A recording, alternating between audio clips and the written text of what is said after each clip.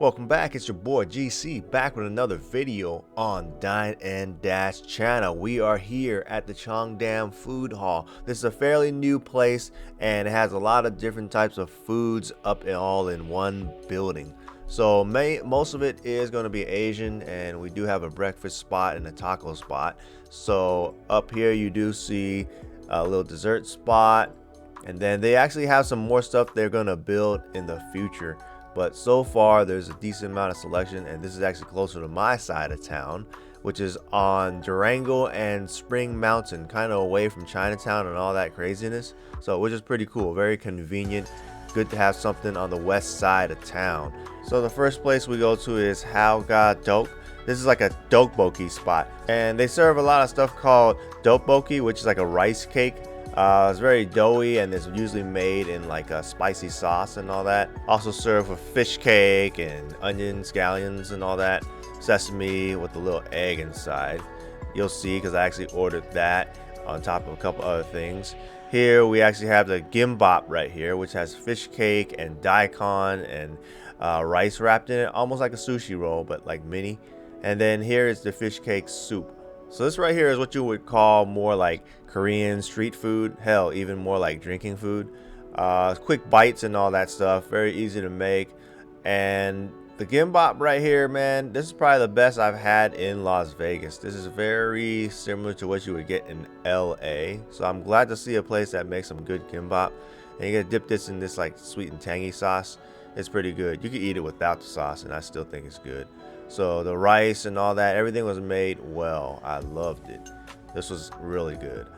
Only thing about the Korean spots, man, they be charging, man. They be like taxing hella much for stuff, you know, because this is like fairly cheap materials to make stuff, but like they be charging hella much for it. But like a Korean homie once told me, it's good though, right? There you go. But yeah, you know, it's good, so they get to charge that much for it. So anyways, here is the fish cake soup, and here's the tteokbokki. That's the main thing.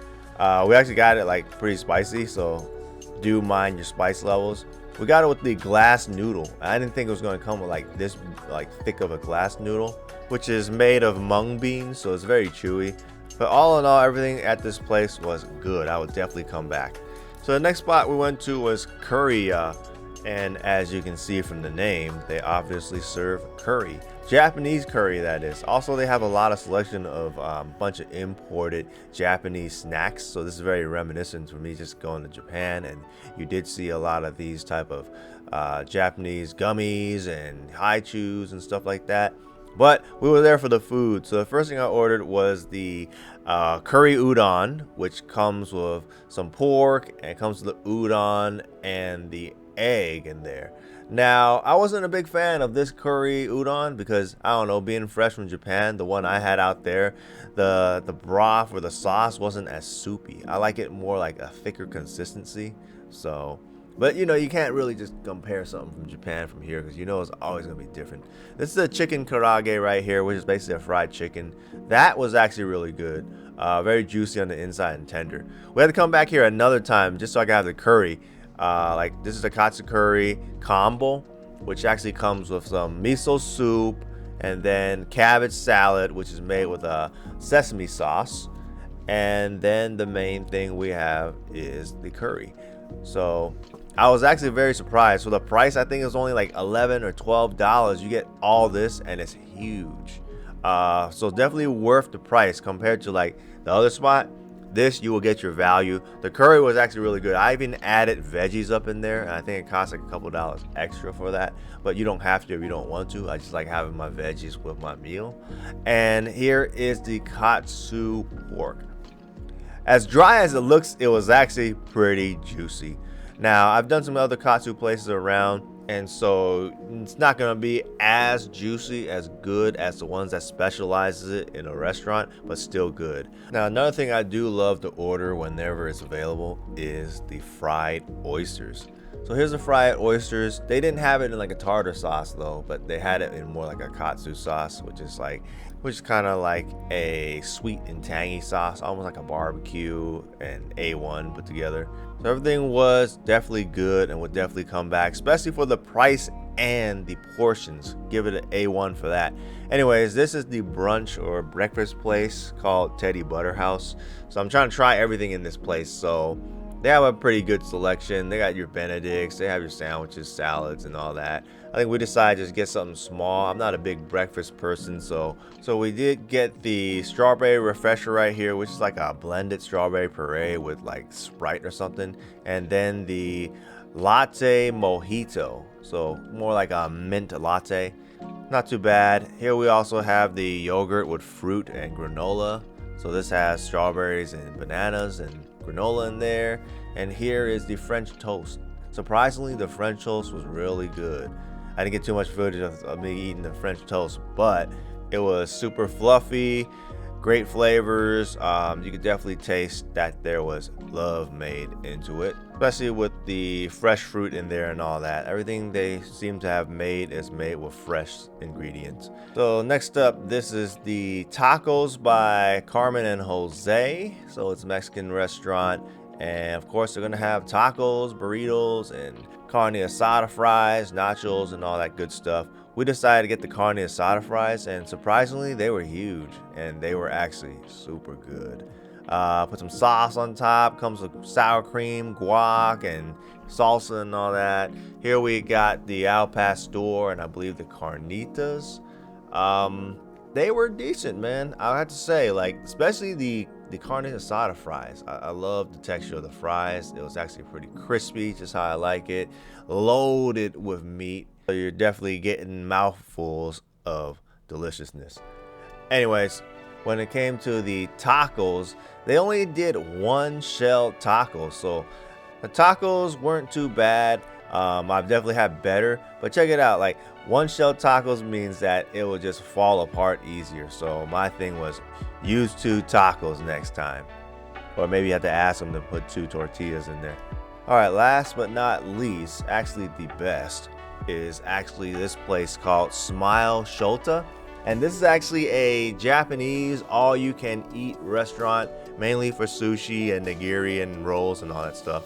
So this place had a lunch special, which we got for $26.95. Also, you could do an all day for $33.95, which has more premium items. But man, I'd say this is probably one of the best all-you-can-eat spots I've had in a long time. Check out the stuff that we have. You can't even see the rice on the nigiri right here. And I love that. I don't like it when they put too much rice on it because they're trying to force you to get full. This place right here, ingredients were fresh. Shishito peppers over here was some of the best I've had. I don't think I could even say anything bad about the place, man. And one thing about the place was, man, as they're putting in your order, you're getting it like as soon as you ordered it, man. It's like service was super fast, super friendly. Everything I've had over here was just amazing. There wasn't too much that I didn't like. I don't really order a lot of rolls, but I did order some just because. And they allow you to order half rolls over here, which is great. You don't have to force yourself to like get full. So it was really no pressure, which I liked about the place. They even had like a kimbap roll, which is like a bulgogi roll. Pretty cool, man. Everything over here I couldn't even find a nitpick about. Like, everybody was just so good. And right here we have the chicken karaage once again, except this one is made with a type of sweet and sour sauce. Also, we got another roll. I don't remember each roll that we ordered, but this is more like one of the deep fried rolls.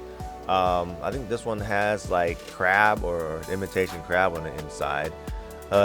Here we go, baked mussels, got all types of like mackerel, super white tuna, salmon, you name it. They even had a shrimp cocktail, which was damn good.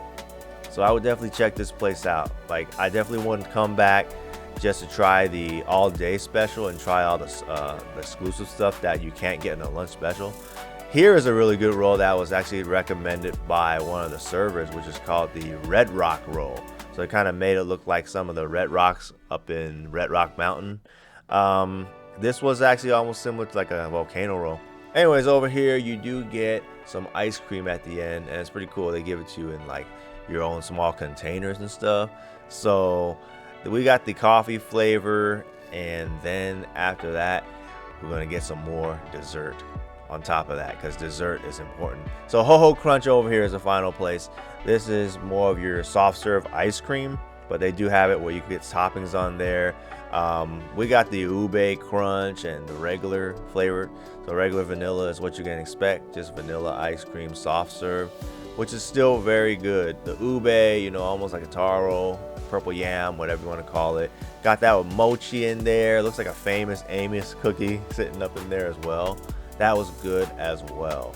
So not too many bad places up in this spot. I would definitely recommend trying most of the places in this spot right here. Cheongdam Food Hall.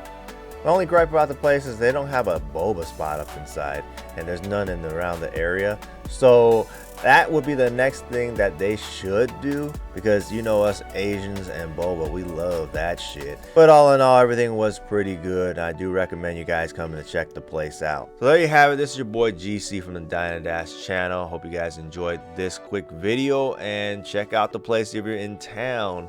All right, I will see you on the next one. Laters.